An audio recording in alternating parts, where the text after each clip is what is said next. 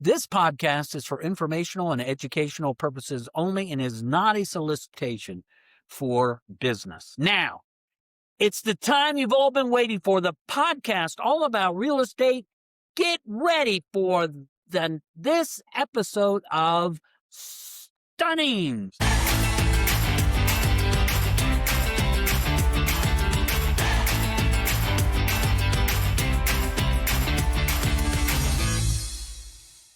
Are you feeling like your desired home is out of reach? Well, maybe it isn't.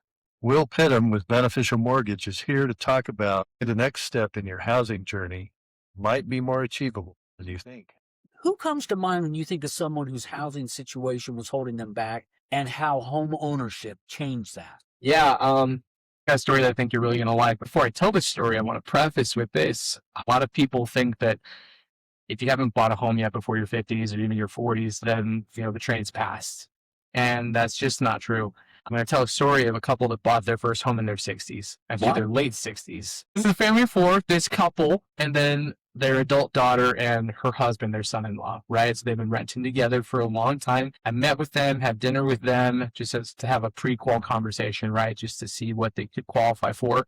Had a great conversation, and then a few days after that, I get a text from their realtor that says they just got an eviction notice. Oh, boy. I mean, talk about a housing situation that's holding them back. Right? Yeah. Super pressure. They're not going to have one. So, it wasn't for anything financial. They had been paying their bills on time. It was just an unfortunate set of circumstances that I won't go into detail here, but we had 2 weeks to get them, signed, sealed, delivered. Wow. Or they're going to be homeless. Those are tight. Timeline. And the realtor came with a level of intensity that I don't think I've ever seen. Just because he took this one really personally. He knew this family since he was a boy, and found a great place for them. And then I had to deliver with that same intensity to get this wrapped up for them and done in 2 weeks from the financing. And it was during the process of that I think I took the biggest takeaway from this story. We had to take of these four people, what's going to be the best combo of borrowers.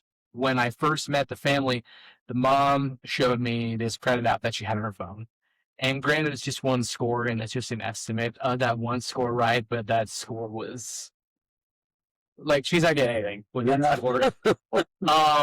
So she counted herself out, and honestly, I counted her out, But I was trying to put together a combo with the other three people to see what could work, and nothing was working. And, I decided to, out of desperation, put on my Jim McMahon jersey and throw a Hail Mary.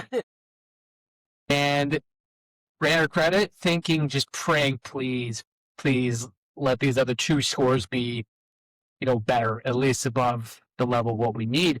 Not only were they above what we needed, they were above the previous one by more than 100 points. Whoa.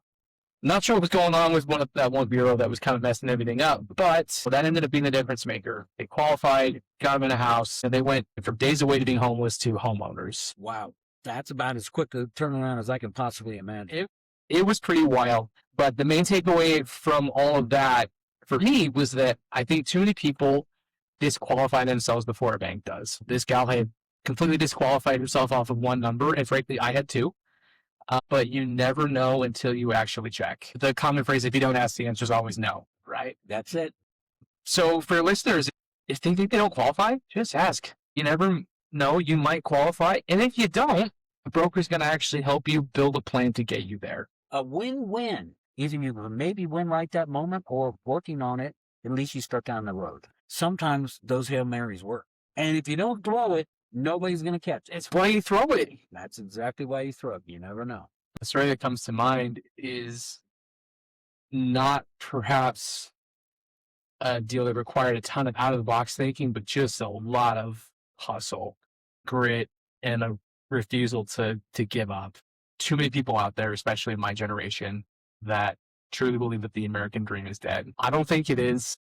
Working with this family showed me that it truly is alive and well. It's just different. So this is a family of 3 adults living together, working together, mom, her adult daughter, and then her daughter's partner, and some other kids in the family. But they had all been working consistently, no one making, huge amounts of money, no fancy jobs, driving buses, working in restaurants, but their combined efforts were stable and enough that they could afford monthly payments. If they had enough cash to close, they could buy a house. And they had been trying for years, and for a variety of reasons, it just hadn't worked out. They get money saved, and then an emergency happens, and they need to use it, or perhaps a different lender tells them no. I took on the file, and looking at the file, I went very quickly. While other lenders had said no, they could very clearly afford the place, put down cash to close. It was just the paper trail proving it that was messy, to say the least. So then you have to structure the underwriters' Exactly. personality. Call an underwriting roller coaster might be An underthing. Yeah, you're right. Cannibal at Lagoon. I think about that, but it was brutal. It was just the paper trail that was kind of all over the place, and I almost gave up on it. I almost called them and just said, "Hey, this isn't going to work." But then I met them. There were some docs that the underwriters wanted wet sign, and I just figured, okay, I'm just going to take it to them today. Just make this happen. And so I took the docs to the mom at the restaurant that she worked at, and everyone else went to the house they were renting, took them there. We talked, we broke bread, and just really got to know them. I spent time talking with the mom. We bonded over our love of South America. I spent a few years there as a young man, and that's where she immigrated from. She even taught me a few mortgage terms in Spanish that I hadn't known, because we were just doing the whole deal in English. We just bonded over that. She sent me on my way with a bag of empanadas. I was a happy boy. Sitting with the other two in their home. Their baby is the same age as mine, and we were able to just bond over the joys and challenges of being new parents. I just came to really like them. I remember sitting at dinner with my wife that night and just saying, I gotta make this work.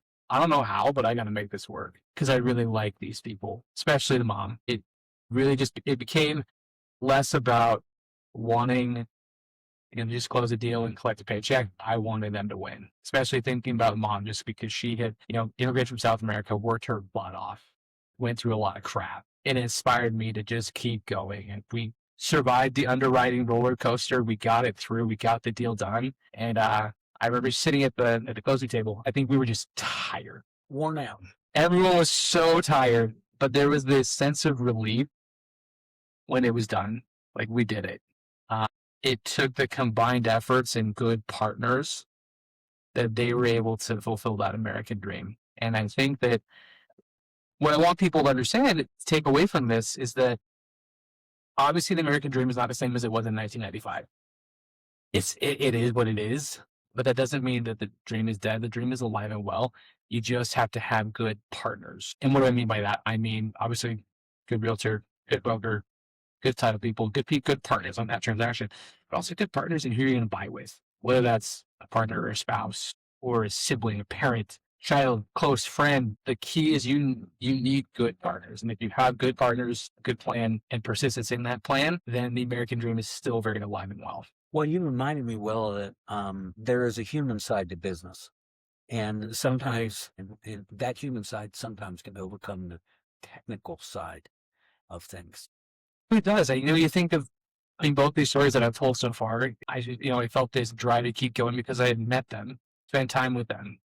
There really is a human side to this. And I think when you let it in, that it can really work some magic. Well, I'm glad that you do take the time to meet with them, because there's several closings that I'll do where we'll come in and it's the first time they've even met the loan officer.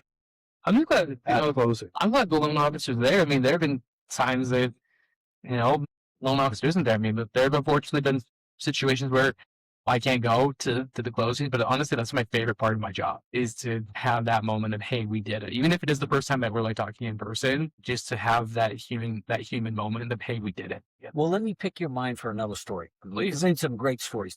So who comes to mind when you think of someone who moved forward with a housing decision because it was just the right time for their life, even if the market wasn't perfect? Unfortunately, that's everyone that's bought after 2022. Good point. Jokes aside, I think there's one that really comes to mind that I was privileged to work with this past summer. Before I tell that story, I want to preface with this. Our past matters, but it doesn't have to be permanent. Sometimes a lot of people think that our worst mistakes can define us. And there are some scenarios in that they do. But the vast majority of the time, that's just not the case. And that wasn't the case for this man. This is the story of a guy that bought a house as a convicted felon. We closed this one this past summer, and it was, in a lot of ways, really inspirational for me to watch. This man did something really, really bad, and he lost everything as a result. He lost his family, lost all his money, did time in prison, lost his stability. You know, it's consequences of his actions, but he paid those consequences. But it was after that I think made the biggest difference, because it would have been really easy to just allow himself to continue this spiral of bad decisions, as we see so many do in that situation. But he decided for himself that he just wasn't going to do that. He put his head down and he rebuilt. He spent 2 to 3 years doing the boring stuff. He found a good job, stuck with it, saved his money, made payments on time, you know, got himself to a point where he could buy a house, and he did. I remember going to the closing table with him. You know, I've been talking with him on the phone for about a month, and I kind of had this picture in my head of what it's going to be like. Then I get to the closing table. You would never look at this guy and think, he's done time. No, that would be the last thing you would think. Very quiet, very reserved, but he had this huge smile on his face. That it was almost like this capstone project of rebuilding his life. And he went from having lost everything, but he put his head down, worked, and now had a good job. His girlfriend was moving in. He was buying a home. You know, he did it. So I think the main takeaway that I want listeners to know from this is that, you know, underwriters are going to care more about the previous 24 months than your worst 24 months. And, you know, maybe that's a good message to all of us. Yeah, how inspiring. Our mistakes don't have to define us. As long as you gain control of the controllables, and put in the work, you can rebuild and just give yourself a chance. Give yourself a chance. That's a good statement. Great statement. Well, thank you for sharing with us today. Thanks for having me. Yeah. So everyone's path looks different. Different markets, different rates, different price points. But time and time again, we see people find a way to make the American dream happen, as been presented here today by Will. So your next move could be just one conversation away.